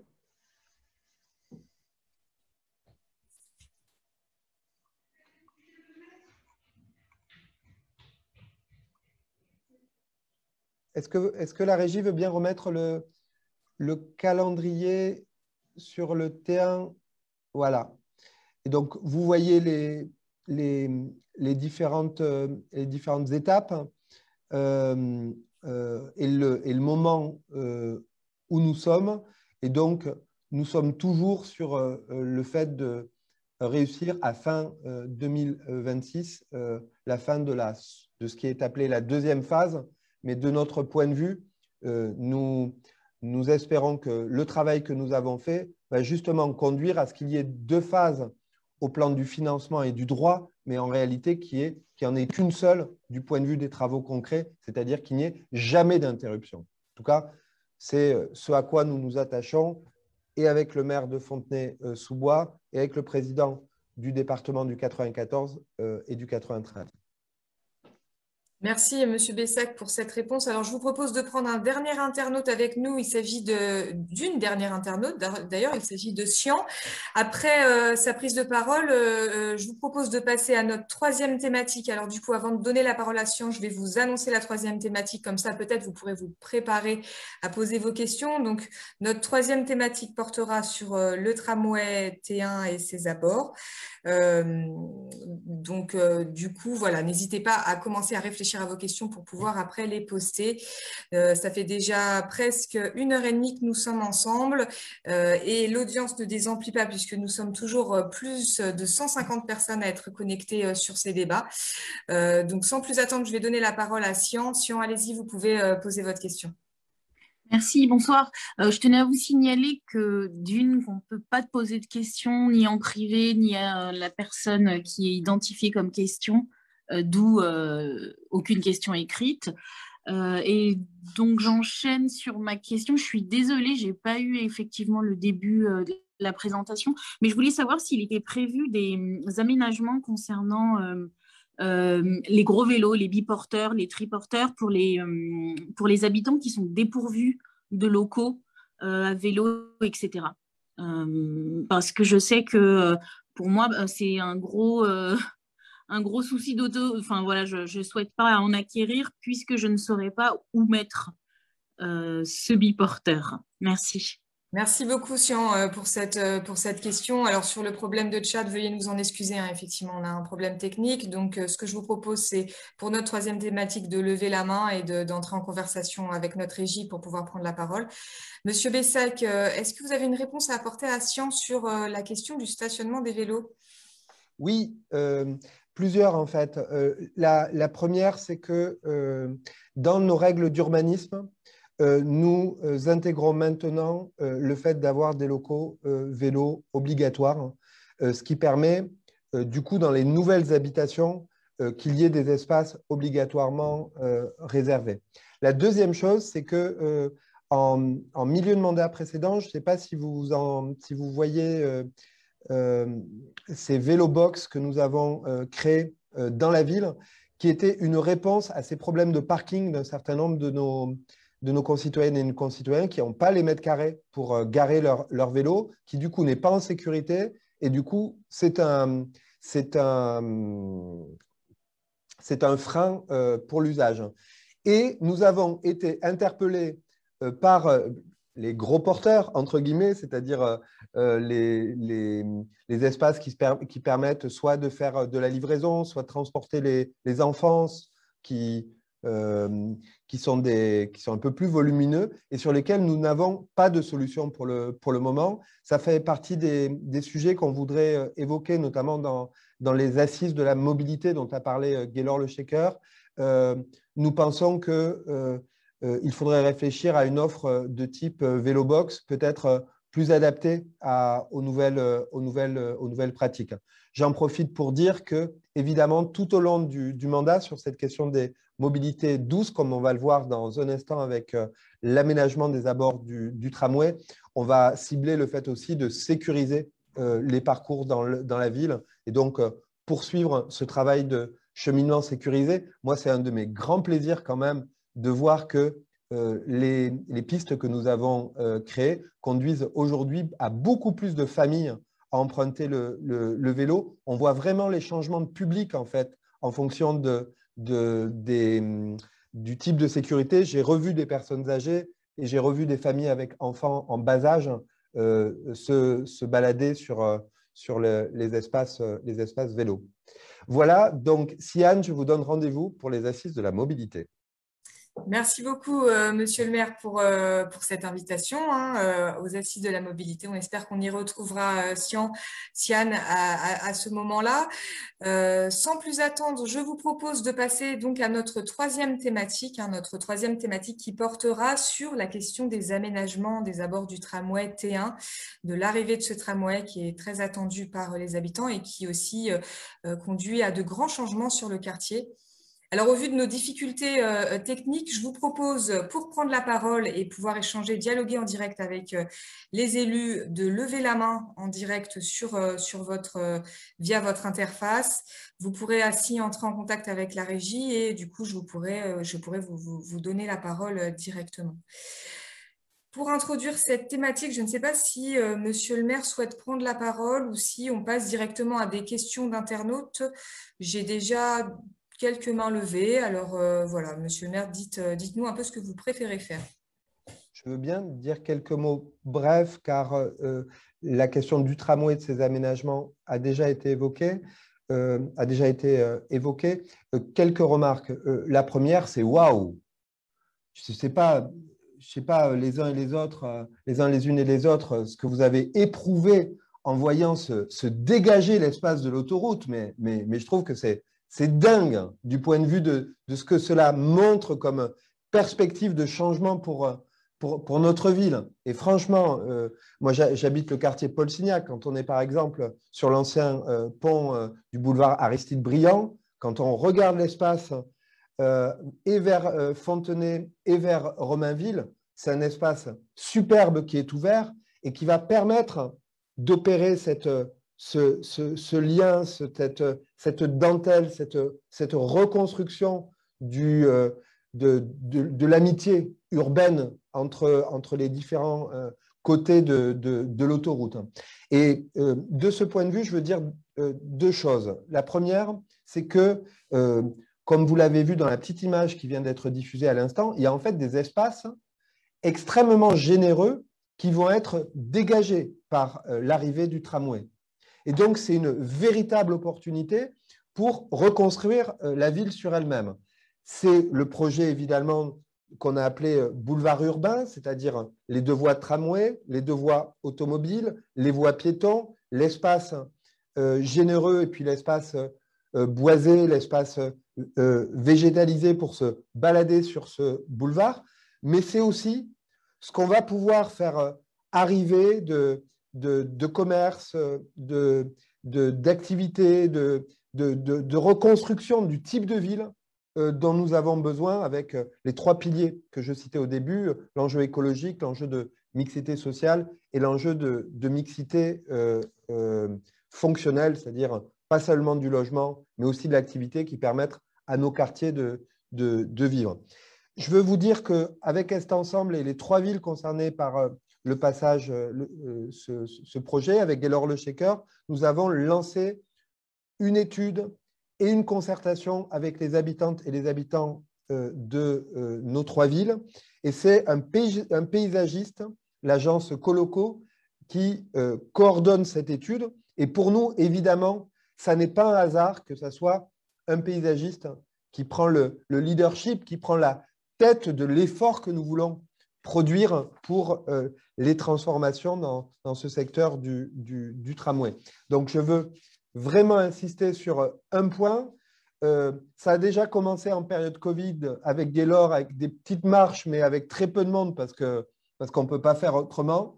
Mais dès que ça se réouvre un peu, on va mettre le paquet sur l'association des habitants, des entreprises, des commerçants, des paysagistes, des professionnels, de manière à faire émerger un projet de changement, d'évolution pour ces abords du tramway. Merci beaucoup, Monsieur Bessac, pour ces indications. Alors, je vais vous proposer de donner la parole immédiatement à DG. Alors, DG, je ne sais pas qui c'est, DG. Oui, c'est peut-être moi-même. vous allez pouvoir vous présenter directement. Alors, allez, bonsoir tout le monde. Prenez la parole. Bonsoir tout le monde, Dominique Gentil, bonsoir Monsieur le maire. Oui, est-il prévu, bon, on a eu l'occasion d'en parler ensemble, Monsieur le maire, quand vous avez fait vos maraudes, est-il prévu l'ouverture de certaines voies cul-de-sac que j'appelle squat déchetterie sauvage, de façon à pouvoir ouvrir sur les quartiers nord, hein, pour ceux qui sont, on va dire, au sud du T1, dégager le passage, éviter qu'il y ait du squat, etc., des décès sauvages, comme vous avez pu le constater, et puis donner effectivement cette fameuse mixité que tout le monde réclame de tous les côtés, en sachant qu'actuellement, la zone n'est pas aménagée, il y a quand même un dénivelé de plus de 4 mètres, donc est-ce qu'il y a vraiment quelque chose de prévu, ou alors on verra du bord de nos fenêtres le beau tramway, mais alors on restera dans notre taudis. Donc si vous pouvez me dire s'il y a vraiment une volonté d'ouvrir toutes ces petites voies qui sont vraiment de vrais cul-de-sac, presque mal famés, allons-nous dire. Voilà. Merci beaucoup pour cette question. Donc, sur les aménagements des abords et les rues, hein, c'est ça la rénovation un petit peu des rues dans cet espace-là. Monsieur Bessac, vous avez la parole. Bon, d'abord, je ne qualifierai pas votre maison de taudis parce que je la trouve plutôt sympathique et plutôt coquette, à vrai dire. Mais pour répondre à votre question, effectivement, la question de l'ouverture des voies transversales fait partie du sujet pour éviter ces effets cul-de-sac qu'on a sur une série de voies anciennement coupées par l'autoroute. et qui du coup pose des problèmes de gestion de proximité avec les effets que vous avez décrits.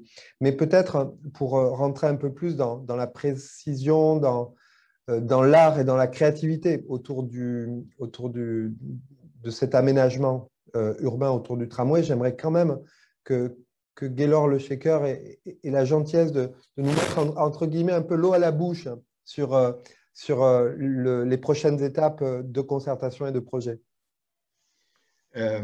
Bon, sur les prochaines étapes, là, la partie, on va dire, comme on l'a vu sur les images, la partie terrassement est faite et vont commencer maintenant, sous l'égide du département, de la RATP, les travaux, on va dire, d'aménagement de la voirie nécessaire pour le passage du tramway.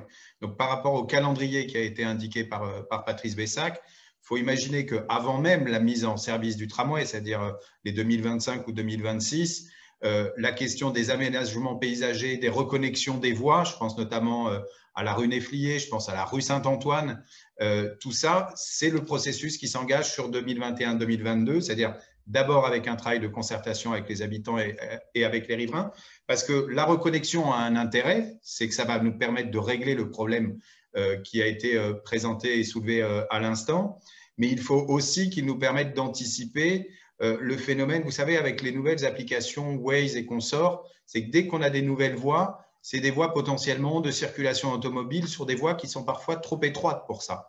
Et je pense par exemple à la rue Saint-Antoine. La rue Saint-Antoine n'a pas vocation, elle traverse le cœur des murs à pêche, elle n'a pas vocation à devenir une grande voie de circulation qui serait une sorte de voie de contournement pour éviter tous les feux rouges et rejoindre la ville de Rosny. Donc là, dans les 2 ans qui viennent, c'est vraiment le travail d'aménagement, voirie, l'infrastructure nécessaire pour les trams du tramway qui va s'opérer. Et nous, Ville de Montreuil, ça a été voté d'ailleurs dans le cadre de la préparation budgétaire, sur l'année 21 et surtout sur l'année 2022, c'est tout le travail préparatoire pour les aménagements de voirie qui vont reconnecter avec ce nouveau boulevard paysager. Le maire l'a dit, la partie avenue paysagère vient jusqu'à Mosinor. À partir de Mosinor et pour reconnecter au Ruffin, on a une voie de transit, c'est-à-dire que la circulation automobile va pouvoir se faire, mais de manière apaisée, c'est-à-dire qu'on ne souhaitait pas que notamment les poids lourds, par exemple, se mettent à circuler en plein milieu des murs à pêche ou sur le secteur des Ruffins qu'on souhaite plus apaisé. Merci beaucoup, Monsieur Le Shaker, pour cette réponse.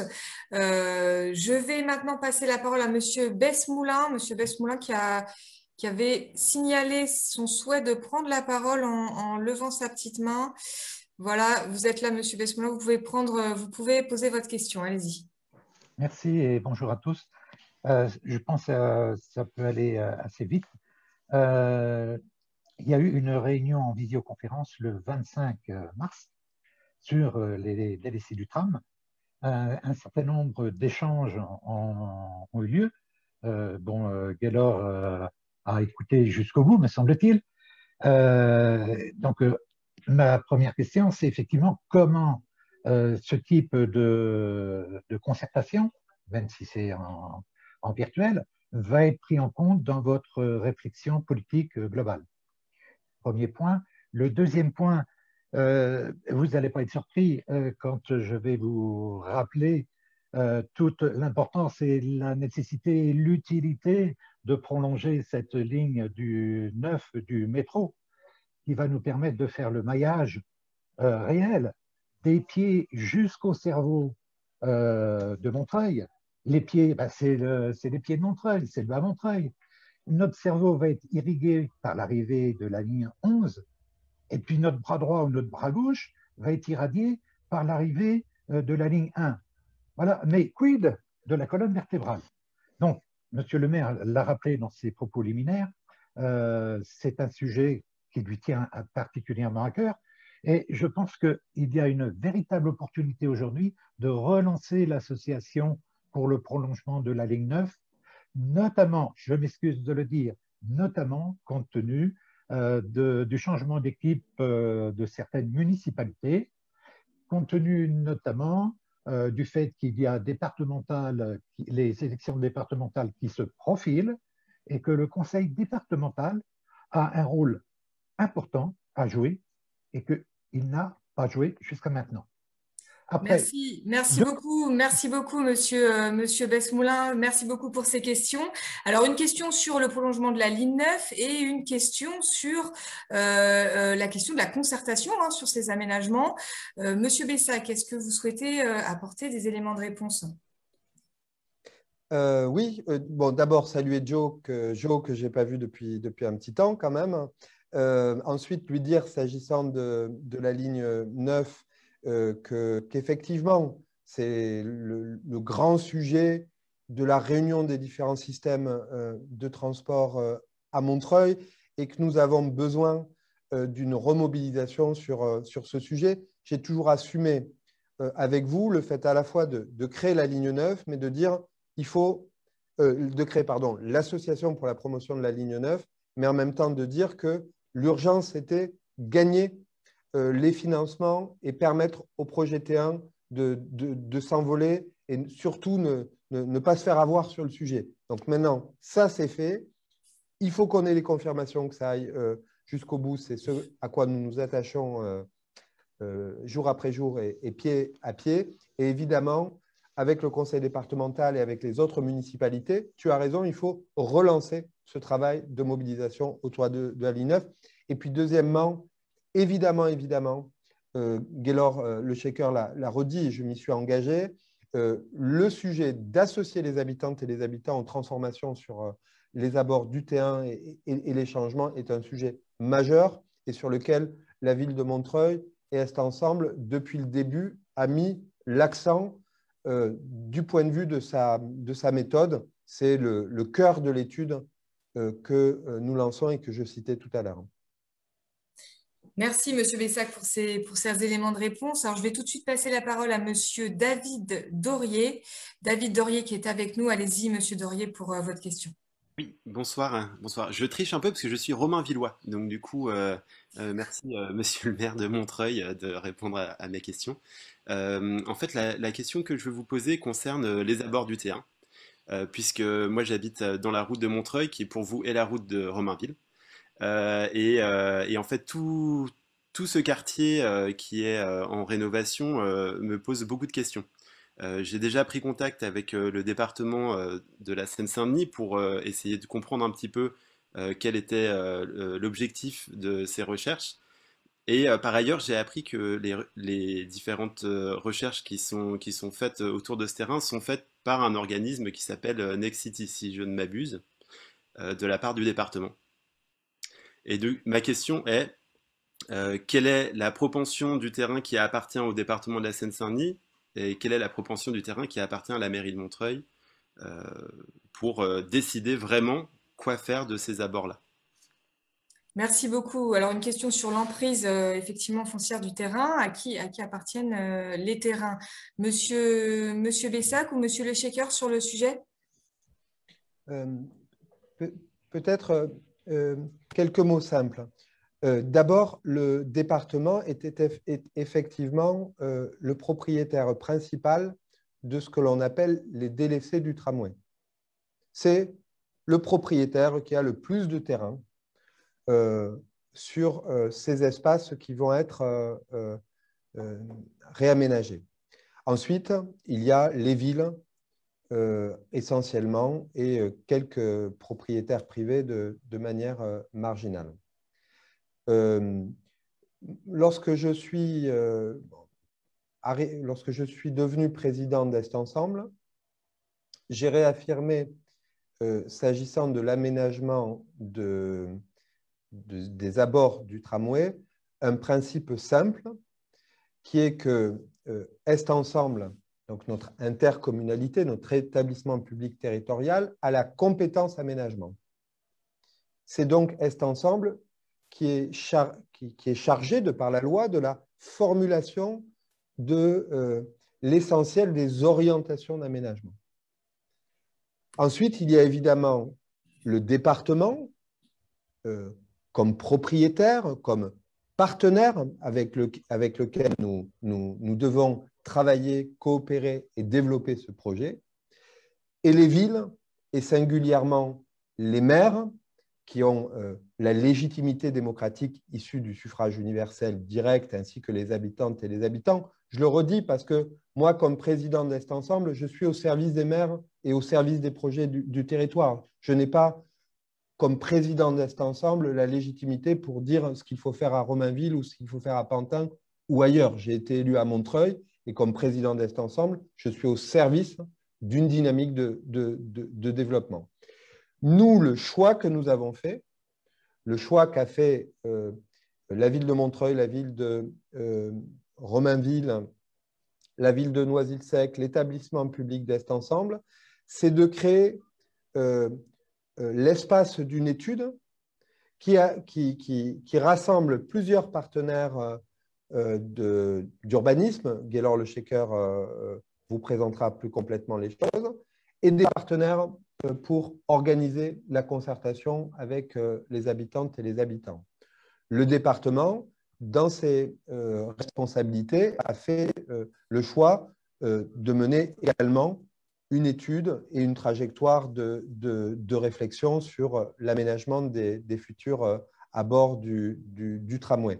En tout cas, pour ce qui est d'Est Ensemble, c'est-à-dire pour ce qui est de l'organisme qui a pour charge de porter l'effort de définition d'une stratégie d'aménagement en coopération avec ce partenaire principal et amical qui est le département, ainsi que les autres partenaires, nous avons fait le choix d'un processus ancré sur la concertation habitante et, je l'ai dit tout à l'heure avec le choix de l'agence de paysage Coloco, sur la volonté de formuler une ambition qui soit une ambition de renouvellement de la ville et d'évolution dans un sens, notamment le pilier d'une ville résiliente, d'une ville écologique, d'une ville qui soit accueillante aux différentes fonctions. Logement, d'accord, mais pas que du logement, commerce, activité, artistes. Comment, à un moment donné, on permet à ce Haut-Montreuil et à nos quartiers de se redévelopper différemment. Et peut-être Gaylor pourra vous apporter plus de précision, mais je vois que vous relevez la main. Alors, Monsieur Dorier, oui.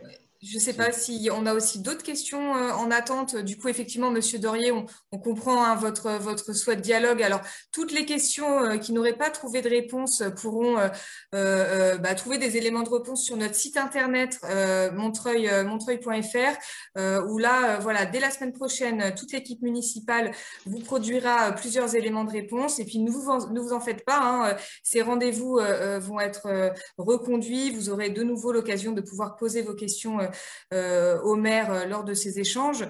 Mais je vous propose de passer la parole à nos trois derniers intervenants, hein, 3 hommes à la fin. Alors, on a vu qu'au début de notre conversation, c'était plutôt des femmes qui avaient pris l'initiative de, du coup, dialoguer en direct avec les élus. Nous finissons avec 3 messieurs. Alors, on va commencer par Driss, puis Kamel Othman et enfin Manus. Alors, allez-y, Driss, vous avez la parole. Si vous pouvez reconnecter votre vidéo, vous pourrez du coup être en direct avec nous et poser votre question.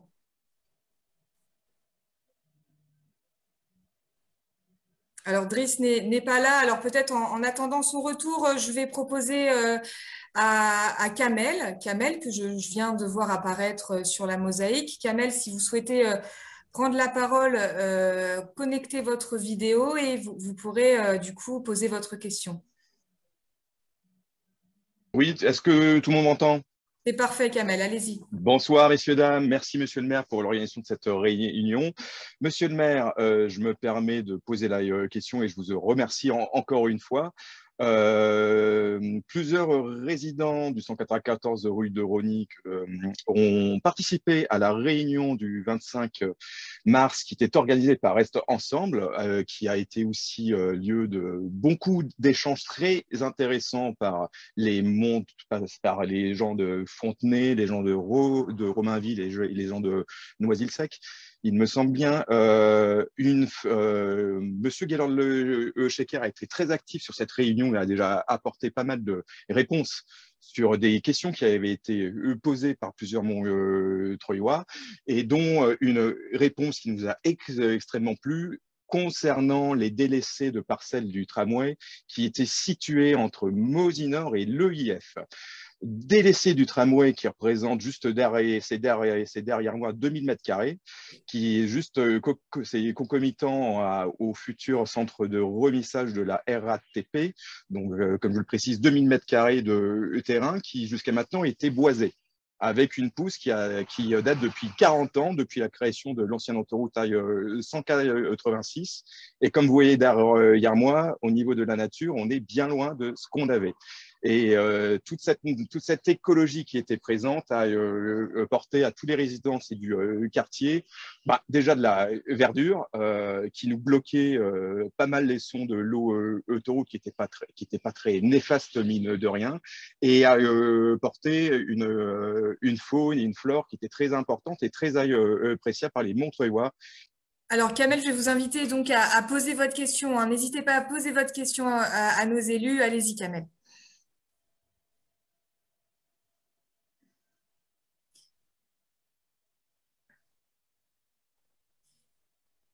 Alors, nous avons un problème technique, nous ne vous entendons plus. Alors, peut-être que le son va revenir, hein. Du coup, vous pourrez poser votre question directement à Monsieur Patrice Bessac et Monsieur Gaylord-Shekhar. Alors, voilà, vous êtes de retour avec vous nous. m'entendez? Oui, la grande parfait. question est très simple. Qu'est-ce qu'on peut faire de ces 10 000 m² de terrain? Et est-ce que la mairie a déjà eu l'idée de cet aménagement entre Mosinor et l'EIF? Merci beaucoup, Kamel. Alors, que faire de ce terrain? Comment l'aménager? Monsieur Bessac ou Monsieur Le Shekhar, une réponse pour Kamel? Comment dire? Je vais laisser Gaylord poursuivre. Tout simplement, j'aimerais confirmer que dans notre esprit, il ne peut pas y avoir de construction sur la partie classée des murs à pêche. C'est l'essence même de la décision que nous avons prise au cours du milieu du mandat précédent de renforcer le classement de ce bijou. Gaylord, je te laisse. Oui, très rapidement, parce qu'on se connaît effectivement avec Kamel, puisqu'il a participé à un des ateliers. Donc, pour le rassurer, il y a encore 1 an de travail.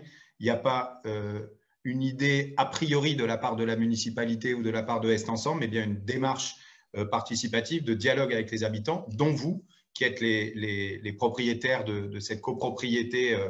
C'est une vieille propriété d'habitat participatif qui se trouve donc juste le long du tramway. Et malheureusement, on ne refait pas l'histoire, mais bon, ce n'est pas le choix qui a été fait par la municipalité de Patrice Bessac d'avoir le SMR dans les murs à pêche. On hérite de cette réalité-là, il faut qu'on fasse avec. Et donc, comme l'a dit Patrice Bessac, en tous les cas, il y a un sujet très clair pour nous. Pas de construction dans la partie classée des murs à pêche. Et sur la question des délaissés du tramway, c'est d'abord se poser la question de l'espace vert, de la végétalisation, des espaces de respiration, des corridors écologiques avant la question du bâti. Et donc, par rapport à ce morceau-là en particulier, qui va être coincé entre la rame de tramway et le mur d'enceinte, en quelque sorte, du SMR, eh bien, on a un temps pour dialoguer ensemble et pour définir finalement ce que sont nos orientations, en sachant que, comme l'a rappelé le maire tout à l'heure, il y a toute l'orientation que nous, on va donner et qu'il va falloir qu'on confronte aux propriétaires fonciers dans leur ensemble qui sont le long de ce tram. Donc, rassurer Kamel et les membres de la copropriété sur ce travail. Et pour du coup faire écho à ce que disait Jo Besmoulin, l'expérience montreuilloise, c'est notamment en termes de participation citoyenne, la révision du plan local d'urbanisme, 2 ans de travail ensemble, l'élaboration de règles qu'on a définies et qu'on a éprouvées au fur et à mesure de nos réunions. Merci, Monsieur Le Shekhar, pour cette réponse. Alors, je vais donner la parole à notre dernier intervenant avant notre conclusion. Manus, vous avez la parole, allez-y. Bonsoir, merci de me donner la parole. Bonsoir, Monsieur Le Shekhar, bonsoir, Monsieur Bessac. Merci pour l'initiative, en tous les cas, de vous prêter à ce jeu de questions et de réponses. Félicitations également pour tout ce que vous faites par rapport à l'aménagement du confinement du Haut-de-Montreuil et tous les confinements à venir. Alors, ce n'est pas du jour au lendemain, c'est un terme un peu chargé, confinement. Moi, j'avais une question. On parle beaucoup du T1 et je suis ravi que le T1 arrive. J'habite dans le Haut-de-Montreuil. Une question que je me pose, en fait, on parle aussi en fait, du prolongement de la ligne 1 avec une arrivée en fait, dans une station autour du Haut-de-Montreuil. Et je suis un peu surpris dans les schémas de principe que j'ai pu voir. Je n'ai pas l'impression que c'était très proche du T1, alors que dans la plupart des villes, en fait, il y a des hubs dans lesquels il y a le tram, le métro à côté. Et j'ai tendance à penser qu'il y a une sacrée distance en fait, entre le terminal, en fait, enfin, la station Grand Péché et puis la station du tram. Donc, j'ai un peu de mal à comprendre. Voilà, c'était uniquement des explications, en fait, voir s'il n'y avait pas moyen, parce que l'arrivée du T1, c'est extraordinaire. La ligne 1, c'est quand même quelque chose qui nous amène à 20-25 minutes du centre de Paris. Je suis un peu surpris qu'il y ait autant de distance entre les deux stations. Mais pour l'instant, c'est un schéma de principe. Je pense qu'il va y avoir des discussions. Rien n'est validé jusqu'à présent, mais d'entrée de jeu, de ce que j'ai pu voir sur Internet, j'étais un peu étonné de la distanciation entre tout ce qui se met en place là-haut et puis le boulevard Théophile Sueur. Merci beaucoup, Manus, pour cette question. Monsieur Bessac, une réponse à apporter? Je laisse peut-être Gaylor répondre et ensuite je dis quelques mots de conclusion, si ça vous va. Pardon, donc oui, on n'en a pas beaucoup parlé, mais sur le secteur du Haut-Montreuil, effectivement, T1, ligne 11 du métro et l'arrivée de la ligne 1, où on a une accélération heureuse du calendrier. Alors, qui dit accélération quand on parle de ce type d'infrastructure, on est quand même sur un calendrier aux alentours de 2030 et peut-être même au-delà, avec un certain nombre de problèmes à régler. La parcelle qui est prévue pour accueillir la station de métro et la parcelle qu'on appelle aujourd'hui le terrain Pêche-Mêle, donc qui est vraiment au pied de la cité des Grands Pêchers et qui du coup est non loin de la station de tram de la piscine des Murs à Pêche et qui sera reconnecté à la deuxième station de tram qui se trouve aux abords des écoles quand on redescend sur la rue du Côte du Nord. Donc, l'un des enjeux qui va se poser, c'est la question de la connexion entre la station Grand Péché et le passage qui va reconnecter avec cette station de tramway, puisqu'on a la cité entre les deux et on est plutôt, en règle générale, à la demande des habitants dans une logique de résidentialisation, c'est-à-dire qu'on n'aime pas forcément que les gens passent au pied de nos immeubles, etc. Sauf qu'il va falloir qu'on trouve une solution pour que justement cette connexion douce, piétonne, entre la station Grand Péché et la station à proximité du groupe scolaire puisse se faire et pour éviter le contournement que vous étiez en train de dire. Et dernière chose, et j'arrête là, comme cela a été dit tout à l'heure, l'un des enjeux fondamentaux quand on parle des délaissés du tramway, c'est sur le territoire de Montreuil, c'est à peu près 5 hectares. Mais en réalité, le phénomène qui se passe, vous le savez très bien, quand vous habitez dans les quartiers pavillonnaires, je pense notamment au monsieur qui parlait tout à l'heure, si j'ai bien compris, qui est dans le haut de la rue de Romainville, c'est qu'on a le tissu pavillonnaire qui se trouve juste derrière les fameux délaissés. Et il y a une pression très forte de la part des promoteurs pour racheter les pavillons, pour faire de la spéculation immobilière. Et donc, notre enjeu, c'est justement de préserver ces tissus pavillonnaires et de donner des règles qui soient des règles contraignantes pour que en gros, on ne soit pas dans des logiques. Les études qui avaient été menées en 2007 et 2010, le long du tram, on mettait des barres d'immeubles de 7 étages. Vous voyez bien que par rapport à l'esprit qui a été évoqué par le maire en introduction, de la ville résiliente, d'espaces de respiration, etc., on est aujourd'hui dans un autre modèle qu'on est en train de bâtir avec vous. Merci beaucoup, Monsieur Leschaker, pour ces précisions. Je vais à présent céder la parole à Monsieur le maire Patrice Bessac pour un mot de conclusion de ces échanges. Ça fait presque 2 heures que nous sommes ensemble. Nous avons été presque 200 à nous réunir autour de cette première réunion publique. Monsieur Bessac, vous avez la parole pour un mot de conclusion. Bon, d'abord, c'était un plaisir de vous retrouver. Et ça n'est pas juste quelques mots comme cela. C'est que pour les élus que nous sommes, c'est un peu notre raison d'être, d'être à votre contact. Et moi, je sais qu'une partie de ce que je peux, de mon utilité, passe par le fait d'avoir des échanges fréquents avec vous, avec les citoyennes et les citoyens de la ville, parce que ça permet d'aller à la rencontre des aspirations, des problèmes, des difficultés, des initiatives, de la créativité.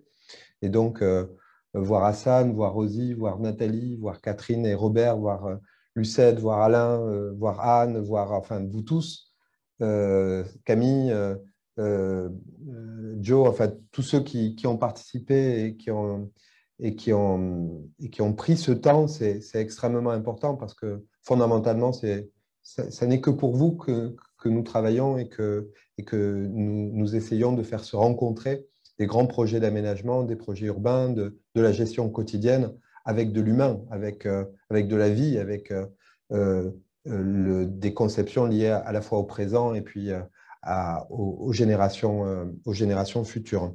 Je veux dire un petit mot de remerciement pour l'équipe qui a préparé cette première rencontre, qui a essayé de l'animer. Vous avez vu à différentes reprises, j'ai été incrusté dans les PowerPoint qui étaient présentés. On a essayé aussi de réaliser, de faire des changements d'image, d'animer cette réunion pour la rendre vivante. Et donc, il y a toute une bande qui a essayé de travailler sur cette première réunion. Je veux les saluer chaleureusement et vous dire à vous qui avez assisté à cette rencontre que nous allons nous améliorer pour les prochaines rencontres, pour la prochaine sur l'alimentation ou encore la suivante qui sera plutôt consacrée pour le coup au Bas-Montreuil et aux autres projets d'aménagement. Peut-être un petit mot en conclusion. Je l'ai déjà dit, mais je tiens à le redire. J'aimerais vous dire que dans la situation de crise, vous avez des agents municipaux qui sont de belles personnes et de bonnes personnes.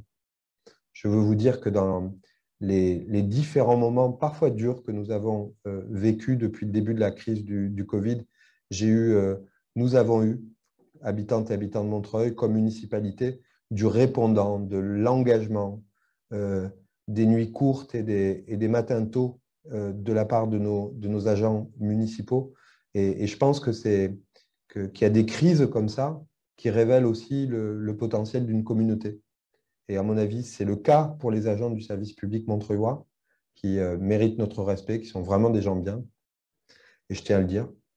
Et c'est le cas aussi de ce que nous sommes comme ville, comme communauté, comme culture d'habitantes et d'habitants. Rien n'est parfait, on n'est pas les meilleurs, on n'est pas les plus intelligents, on a plein de défauts, on parle parfois trop haut. Enfin, vous voyez, il y a plein de choses à dire sur ce que nous sommes ensemble, mais il y a quelque chose, à mon sens, qui nous fonde, c'est qu'il y a une espèce de cœur montreuillois qui fait que au tout début de la crise, quand il faut réouvrir les restos du cœur, eh ben, on les réouvre en 2 temps, 3 mouvements, tout simplement parce qu'on a des centaines de volontaires qui immédiatement se portent volontaires et qui font qu'on est les premiers du département à réouvrir ces lieux de solidarité, restos du cœur ou lieux d'accueil pour les personnes sans domicile fixe, ou encore pour les hébergements d'urgence qu'on a fait pour les femmes victimes de violences au tout début de la crise, quand il fallait réouvrir des capacités.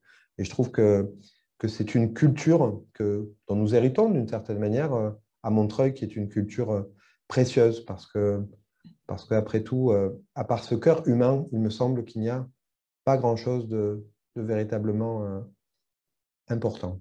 Ou en tout cas, vous m'avez compris. Enfin, j'espère en tout cas. Je vous dis à très bientôt. À très bientôt. Bon courage à tous.